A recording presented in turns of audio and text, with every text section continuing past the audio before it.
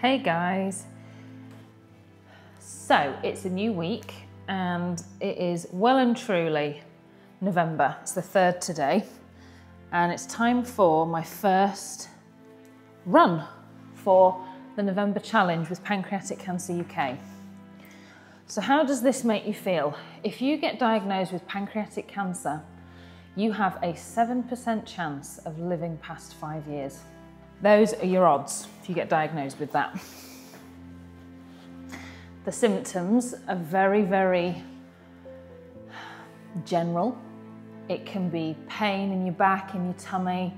It can be constipation or diarrhea, yellowing of the skin, weight loss, symptoms that really can disguise themselves as something completely different. And it often means that in getting checked, when you have symptoms like that, they don't really get to pancreatic cancer till quite late on in that sort of trying to figure out what it is process. And the truth is, by the time you have symptoms, you are likely already very advanced with the disease. Most people never get treatment. More than half of people never get any treatment because it's too late. Those that do get treatment, oftentimes it's palliative. Doctors know that it can't be cured. And so they're given chemotherapy to keep them comfortable in the last few months of their lives. Put simply, pancreatic cancer is a death sentence to the majority of people. It is the deadliest common cancer that you can get. And there are so many ways that we could change those stats. There are studies being done right now into a breath test that could detect pancreatic cancer early. And there's also a push to get genetic testing made mainstream so that people with a genetic predisposition to developing pancreatic cancer could be given more scans and have more preventative measures taken so that if they do develop pancreatic cancer, it can be treated immediately. Pancreatic cancer should not be the death sentence that it is. The survival rates for breast cancer and bowel cancer have gone up incredibly. It's no longer the death sentence that it used to be, and the survival odds have gone up. That is not the case for pancreatic cancer. In fact, the survival odds haven't moved in decades, literal decades. But that just shows the level of research there is yet to do. And that's why we're doing this challenge. Pancreatic Cancer UK helped to fund studies that help scientists and doctors and oncologists to work out what the primary markers are for this cancer and how to detect them early.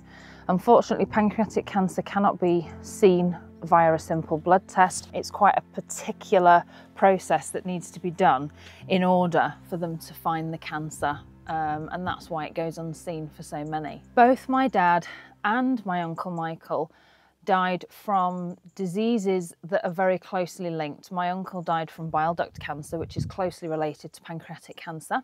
And my father died from pancreatic cancer. And I have a lot of worries about my family and whether we carry genetic markers. Put simply, Pancreatic Cancer UK are doing some fabulous work in the UK, but they're working with scientists worldwide to try and prevent, treat and cure this horrible, insidious disease. So please visit my donation page. It's in the description box and I'll also put it here. If you could donate even as little as a £5, it doesn't matter the amount. But the most important thing I want you to do is remember those symptoms. If you have changes to your toilet habits, weight loss, jaundice, you have pain in your upper back or your tummy, and perhaps even indigestion, those are all signs of pancreatic cancer. If you hear a family member or a friend describing those symptoms, send them to their doctor and don't let them fob you off. Go with them if necessary. And for yourself, keep an eye on any of those changes. Pancreatic cancer can affect you even if you're as young as 20. It's more common in the over 40s, but that's by no means to say that if you're younger you are incapable of getting it. So do not take the chance. So remember the symptoms and leave a donation.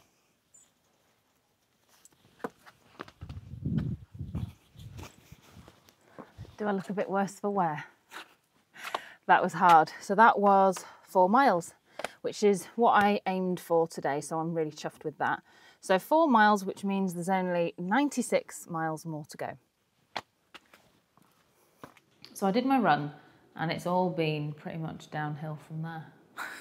So Leon dropped the Vauxhall off the van this morning because we were having all kinds of issues tracking down a seller for van headlights. The one place we found that did have the right ones, they only sold the left headlight, and even they were €260, and they were used, I think. And in the end, I called a garage local to us and just explained, and he's like, "Oh yeah, I can have a look at that for you." Anyway, let's put it this way: it's not 3 figures, but I'm just very mindful that the insurance on our vehicles expires next week.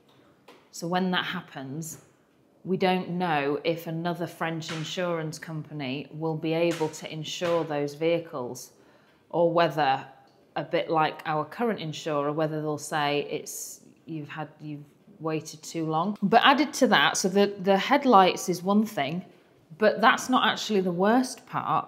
The most complicated element of all of this is that you have to have a conformity certificate for the wing mirrors. And I have rung Vauxhall, I've rung Opel, I've written to Opel, I've approached the same people where we got the conformity certificate, which also cost us €200. And they've never heard of it. They don't think it exists. They've never heard of a conformity certificate for an Opel vehicle for the wing mirrors. And he said, if I ordered, this is the Opel guy, he said, if I ordered you wing mirrors for that van, they'd be identical to what's on there now. But the trouble we have is, without a certificate, you run the risk of having to travel to Paris to get someone at UTAC to look at the mirrors and sign off on them. So today has been one of those icky French admin days. Feel like I've been on the phone researching, looking up, shopping, and sorry, I've just kissed Cleo, and I'm no closer to solving my problem. I called a Vauxhall dealership here in France and I asked them. They've never heard of a wing mirror conformity certificate. I've emailed Vauxhall, they haven't replied to me about it. So as far as I know, they are unobtainable. I don't know that they exist at all. I think that's one of the things, is sometimes in France, and it's no hate, because I'm sure when you move abroad, the same things happen everywhere. Even when you move to England, the same things will happen. But it seems to happen a lot more here, just from my personal experience. Sometimes you're asked for things that don't exist. And that means that you spend hours over the course of weeks, sometimes months, looking for this thing, this document, this certificate, this attestation, and quite simply, it doesn't exist. And in those cases, you have to take the vehicle to UTAC. Now, what I do know is Vauxhall is a British brand, and that's probably why we're having so many issues. After this morning and my run, and kind of explaining to you about the fundraiser, I am very well aware that there are worse problems. Honestly, it's just annoying. But at the end of the day, we have our health, we have a roof over our heads, and we have food in our tummies. That's the most important thing. Oh.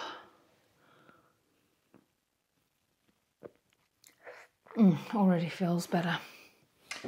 Oh, that is a nice coffee. Leon and I are in the UK next week. For a friend's wedding. Very exciting. So we're headed back to Chippenham, which is Leon's hometown, where we lived for 10 years before moving here. And so we have a lot of friends there, and it's going to be fabulous. I'm so looking forward to it. Leon and mine's first trip back as a couple, because we've each respectively gone back at separate points. Leon saw his mum in May, and I went back to see my mum in, was it February? Oh no, January. Oh my goodness, yeah, it was the start of the year. Goodness me, I don't know where the time has gone. So there we are. So just thought I would update you. Registering cars here is an absolute nightmare. Yeah, just buy in France. Don't involve a non-EU country. It's just an absolute nightmare. Anyway, I'm going to finish my coffee. Leon's gone to get the van. We're going to see what we can sort out with it when he gets back. A mechanic friend of ours, I think he might help us work out the headlights. And then I need to sort of sit down in a dark room. Oh. Anyway, that's enough rambling. Life is good, but complicated. So, as you've already heard, Sarah is doing a ride for charity. Sarah is doing 100 miles for pancreatic cancer research. And to help Sarah with that, we got her a bike today. I love it. So I used to work in bike shops. One of the things I did when I was a teenager. So I've given it a look over, and for €40, it's quite good. You've got modern V-brakes. You've got a Cell Royale branded saddle. We don't need any of this information, really, do we? Anyway, there's Sarah's new bike. So ignore the mess in the garage. I've been busy. You gonna ring the bell, Sarah? Oh, yes. Oh. Sarah hurt her leg going for a run yesterday. Get out of the way. Sarah's coming. Raising money. Yeah, one thing you should know about my family is we have really awful knees. My brothers and me, not very good. So I've already hurt myself. But bikes are low impact, and the other idea I had was to go swimming. So Millie and I are going to hit the pools at some stage. Sure, swimming 100 miles will take a long time. Hey, we're only adding to the 100 miles at any time. So yeah, hopefully on Sunday we're going to go to the canal path, aren't we? Did we say Bergerac? Yeah. Lalande. Yeah. There's a cycle path that goes from Lalande to Bergerac. I used to do it with Mum and Dad. Ah, really cool. Nice. I've got the memory. And behind Sarah is the next job I'm fitting. So we have some nice moisture-resistant MDF there for a fitted wardrobe. We've got some popular wood for the fronting of the wardrobe framework, and to put on the front of the doors to make it a bit more interesting. And behind that, we've got some plywood, French tri-ply, which is going to be shelves in a chateau in Montpazier, which is the same job where these doors are going. So they're just waiting for a door. So tomorrow I get to go to Leroy Merlin to pick up a door, and then I've got everything I need for that job, and I can get all these jobs done. Babe, we need a basket. Well, Remy basket. Oh, Remy basket. We can just zip tie him to the back. It's fine. Hey, Remy, dinner. Come on, then. No dinner, Cleo. Come on, geez. So it is Wednesday and we're having our chimney swept today. I mentioned it, I think, before, but by law in France you have to have it swept once a year for your house insurance to be valid. So very, very important. So a friend of ours who's just moved to the area is going to do it for us. So if you want his details, let me know and I will put them in the comments below. Otherwise, my biggest thing I want to do is the garden. So I need to clear up the veg patch because I think we've had most of the yield from everything in there. In fact, I'm pretty sure of it. And the dahlias need to be wintered and I don't actually know how to do that. So I'm gonna have to Google that. And the other thing I wanna do is plant some tulips. So I would like to do that around the willow tree in our garden. So I need to Google how to do that because I don't actually know how deep to plant them or what the space between them is or what. So I'm going to do some research and then we'll go do it together. So I bought these bulbs from Lidl.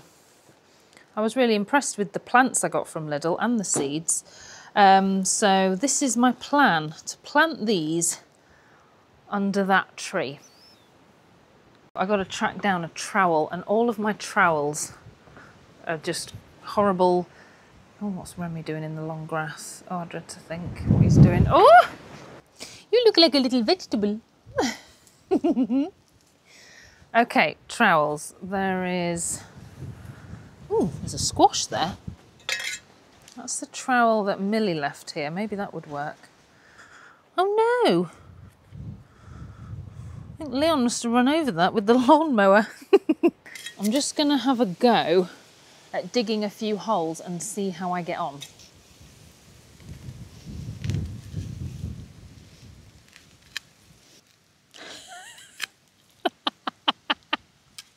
Oh.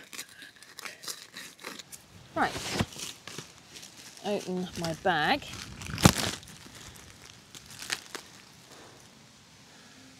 Place it in that way up. Is that 4 inches? And then cover it back over. Okay, right. So I don't really know what I'm going to do here. Am I just going to space them out? So that's one. So I'll put another one here. Another one down.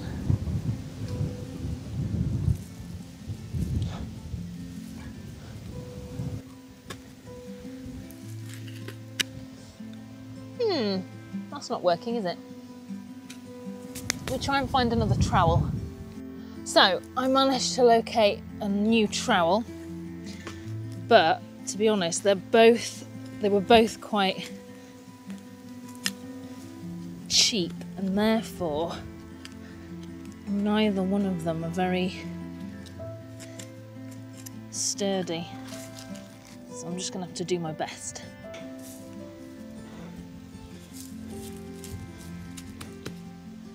Let me tell you a little story about this tree. So this tree was planted by Tom. That's Kath's son. Talking like nearly 20 years ago, he planted this tree. And willows are just my favourite tree. They're so beautiful, so gorgeous.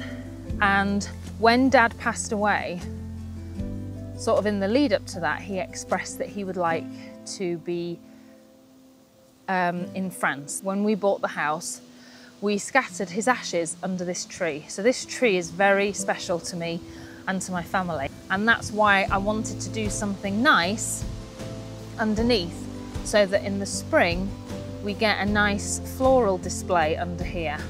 And I think it'll look really, really nice, really attractive. So that's what I'm doing. Hopefully it works. I haven't had a huge amount of joy with all my planting, but I do think it'll look really lovely. So that's what I'm doing. I've already broken one trowel, but otherwise it's going very well. And I think in the spring it's going to look stunning. I really hope it works out.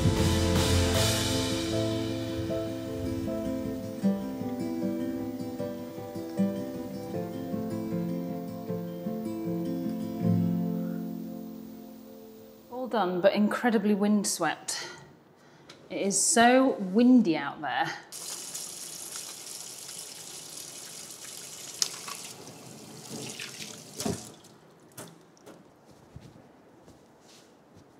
So it's only a small thing, but I still find it funny when I'm opening cans that I bought in England. And don't panic, these are well in date. May 2028 is the best before. But yeah, isn't it odd? Like, when I bought those, did I know I was moving here? Like, what was I doing the day that I bought these? Because I was still living in England. It just feels like another life. Now that Leon's home, we are nearly ready to indulge this gorgeous casserole. It really is such a comfort food meal. And when you eat it and when you look at it, it looks like it's been on the boil for hours. And it hasn't. That's half an hour.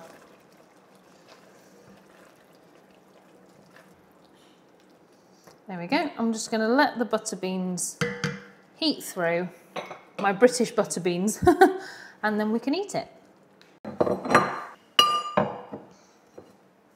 we go. 2 servings of Hairy Biker's sausage casserole.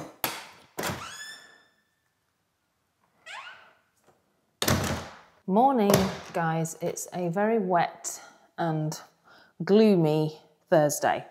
And as usual, at 9:30, we always have...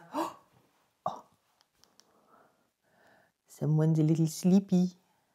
Somebody's a little sleepy. He was out all night. Weren't you? You were out all night. You must be so tired. Are you tired?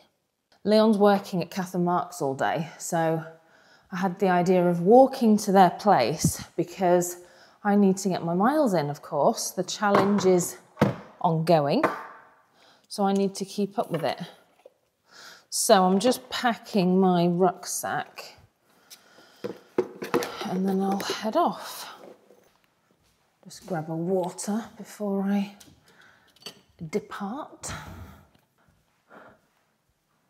Looks like it might clear up actually. It's very wet right now, but I think it will get better. Okay, let's go. Sarah's just arrived. Look at her wet, soggy jacket. You're soaking wet. Yeah. You're not bad. Your hair's quite dry. Did you have it? Well, that is quite good. It's not. Yeah. I don't think it's. So Sarah's doing her 100-mile walking, running, cycling, swimming. Wheelchair, which is where this is probably going. Yeah, I'll push It you. actually does say that. Yeah, for pancreatic cancer. Let's What see I it. just did was worthy of at least a tenner. So Yeah, put your hands in your pockets. We need to get early detection, well, a cure, but otherwise early detection. Yes. So, yeah. Anyway, Don't be shy. come and get in the shower, Sarah, heat up, and then, yeah. We're going here to the épicerie. The last time on my video, you saw me going here, I had my Jim Jam bottoms on and slippers. Did you? Yeah. Might were like... I look like I'm now in my Jim Jam bottoms and slippers. You look good, you look good. No, I don't think so. This is our little shop and it would appear that they're having a milk shortage like we are. Milk. I like green milk, so I'll just get a couple of them. Yes, I will have to follow suit. I might as well just get a thing. It's no cheaper though. Oh, isn't it? No. So we've come out with milk and one thing of butter. We couldn't afford out else. We do. In it goes. Well, be careful with it! Be careful! In the event of a carjacking, we'll offer them your purse instead. So here we are. Leon's putting our bikes together. Leon used to work in bike shops. You worked at Halfords, didn't you? First of all, John's bike's in Bath, part of my work experience, and then, yeah, Halfords. I rode down the steps inside the shop, got banned, and then they gave me a job. Is that true? Yeah. I got told off for riding down the steps inside the shop while it was open. There were people in it because it was a dare by a friend, and then when they realised I knew about bikes, they gave me a job. That's really tickled me, that has. Well, I was self-taught because I didn't have anyone to fix my bikes for me. So I started fixing my dad's bike when I was about 10. I love my new bike.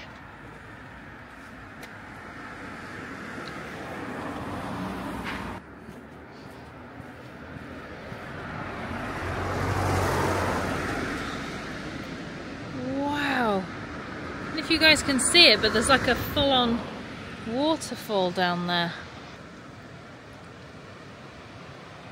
So this is the Dordogne, so we're just further down the river than we normally are when we go canoeing.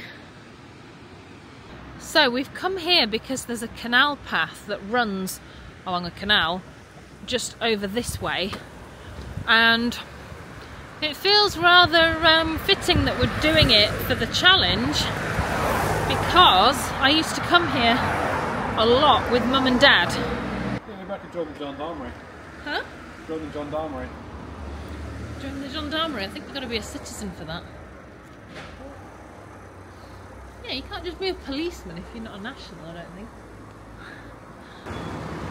So it's quite a chilly autumn day.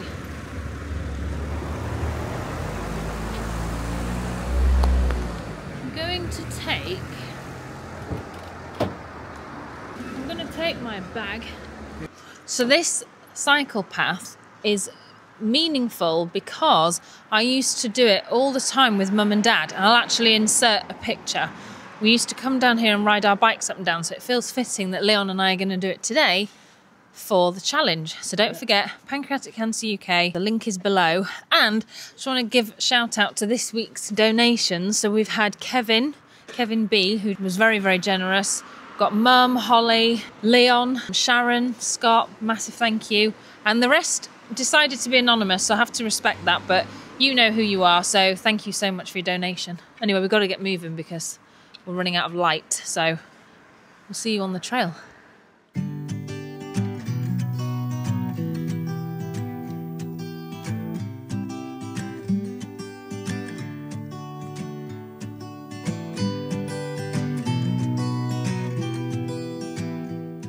So we're on the cycle ride where we did 11 kilometres and then we've turned around to go back because we don't want it to get too dark. But we are having... Where are you? Oh, sorry. We're having a nice time. I love this river because canoeing down it just gives me those real holiday feelings necessarily. We've already decided we could probably cycle all the way to Bergerac. Anna, do you like your new bike? I love it. It's very comfy. So...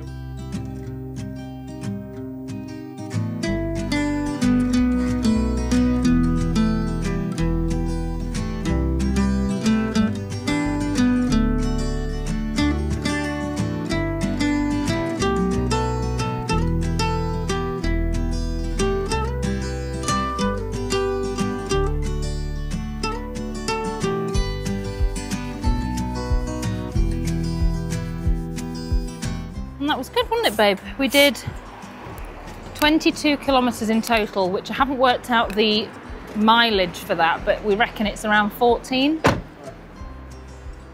Leon's just packed the bikes up. We're going to head home and then go to Kath and Mark's for tea. And I'm making gooey chocolate pots. They're like the best thing ever. So if I remember, I will be sure to show you how to do that. Oh, poor Leonius. What? You've got. That's why I don't like ones. I can appreciate how good they are, but I don't. Oh, a piece of bread. It's fine. There's a mosquito buzzing around the thing. It didn't go in the pan, but it like landed on the spoon just before it went in the pan. And you got it. Well, got it out, yeah. Is that, you did that whole thing just to tell us that? Don't put that on Put it on. Sarah, look what they found. Oh, it is? It's like a gift. Thank you so much.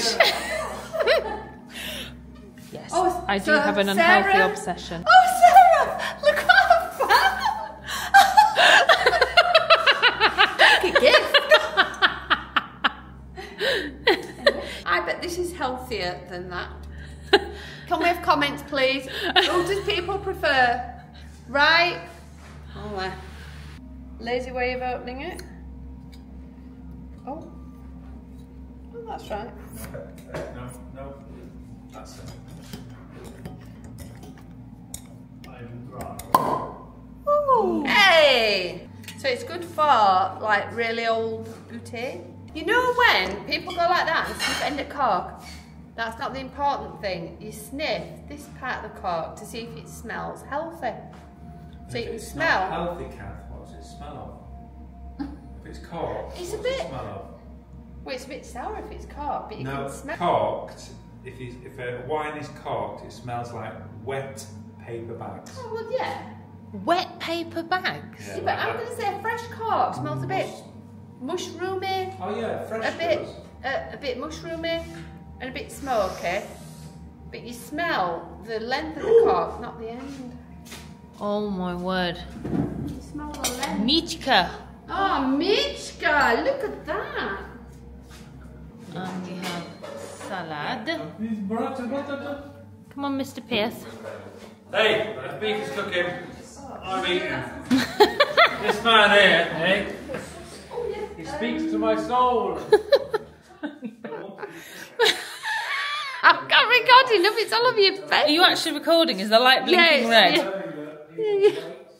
Mark, you've still got... you've still got... Wait a minute. I haven't got anything. You've got a weird shadow. Go and look in the mirror. You've got a weird shadow. Go and look in the mirror.